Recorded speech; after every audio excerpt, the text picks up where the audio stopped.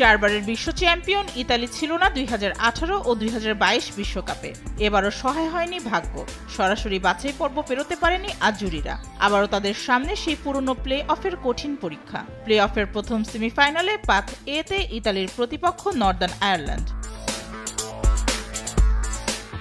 এই ম্যাচ জিতলেই সামনে অপেক্ষা করছে ওয়েলস কিংবা বসনিয়া অ্যান্ড হার্জিগোভিনা ফাইনালের প্রতিপক্ষ হিসেবে।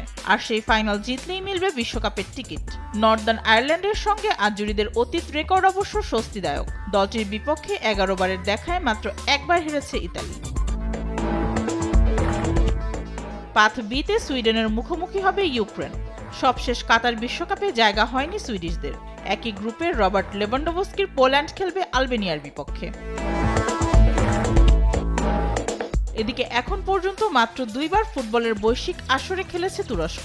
পাথ সিতে তাদের প্রতিপক্ষ রোমানিয়া, অন্যদিকে স্লোভাকিয়ার প্রতিপক্ষ কসোভো। পাথ ডিতে ডেনমার্ক মুখোমুখি হবে উত্তর মেসিডোনিয়ার, আর চেক প্রজাতন্ত্র খেলবে আয়ারল্যান্ডের বিপক্ষে।